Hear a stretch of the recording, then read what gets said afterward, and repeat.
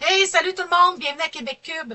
Comme convenu, on fait notre deuxième vidéo pour répondre à vos questions que vous nous avez posées. Fait que la première, c'est vous n'avez pas de fenêtre. Eh oui, on a deux fenêtres. On ne veut pas vous les montrer tout de suite, parce que c'est dans le projet de construction, vous allez voir où est-ce qu'on les installe, puis c'est quoi les fenêtres. Comment qu'on les installe? On a deux Maxair aussi. Ça, ça fait de la clarté, c'est des pluies de lumière. Ça fait une circulation d'air qui est excellente. Dans le fond, on a quatre ouvertures. Oui. Puis nous, tu sais, les goûts, c'est pas à discuter, là, puis on le sait. Mais pour nous, on voulait pas trop d'ouverture parce qu'on est au Québec, c'est l'hiver, puis il fait frais. Fait plus que tu as d'ouverture, plus que tu peux avoir des pertes de chaleur. Fait que nous, ce qu'on a décidé, c'est d'avoir deux fenêtres, deux Maxair. Pour nous, ça nous convenait. Puis bien sûr, les fenêtres sont thermos. Oui. Après ça, il y a du monde aussi qui m'ont dit ah, t'as pas de poignée de porte extérieure. Oui, oui. C'est Excusez-moi, là. c'est juste parce qu'elle est cachée. Oui. Il y a une boîte par-dessus qui empêche la saleté. Quand on roule, toute la saleté va à l'arrière du cube, puis ça salit toute la serrure. Puis là, quand tu veux mettre ta clé, ben c'est tout plein de sable. Fait que c'est pour ça qu'il y a une petite boîte par-dessus. On rouvre la petite boîte, on met la clé, on tourne la poignée. Aussi simple que ça. Puis à l'intérieur, j'ai un gros mécanisme de porte. Puis j'ai une barrure. Fait que je peux barrer ma porte à l'intérieur.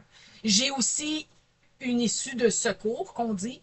Comme ça, si jamais il se passe de quoi, que j'ai pas accès à ma porte à l'arrière, ben j'ai une porte à l'avant. Je s'en va à la cabine.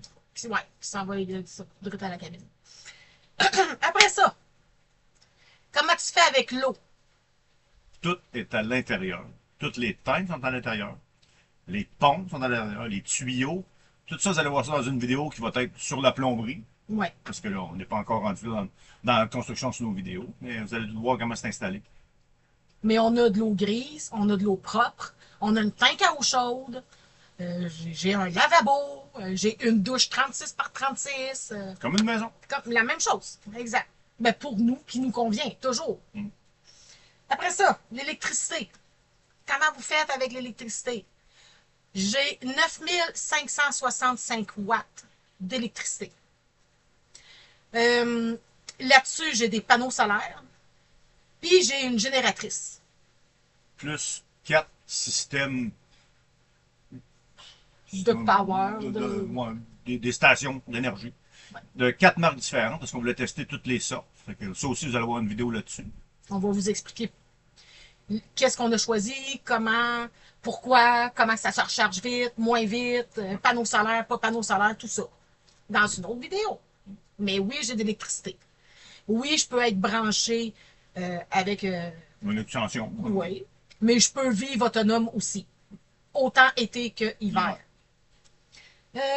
Après ça, vu que j'ai un camion cube, on m'a demandé aussi pour les plaques. Si mes plaques, je t'ai plaqué quoi. Puis, Il fallait passer une inspection. Quand on achète un camion cube comme ça, puis qu'on a une plaque personnelle, on n'a pas besoin de passer d'inspection. Sauf que si tu le plaques compagnie, là, chaque année, vu que tu as un double essieu en arrière, tu as 4 roues, dans le fond. Tu n'as pas le choix d'aller passer l'inspection. mais nous, on l'a plaqué personnel. Puis il est assuré comme un VA. Ouais. Fait que ça répond à peu près, en gros, aux questions que vous nous avez posées. Gênez-vous pas si vous en avez d'autres, puis qu'on puisse être capable de vous répondre. Continuez à nous suivre sur notre chaîne YouTube, Québec Cube. Merci tout le monde. Au revoir. Au revoir.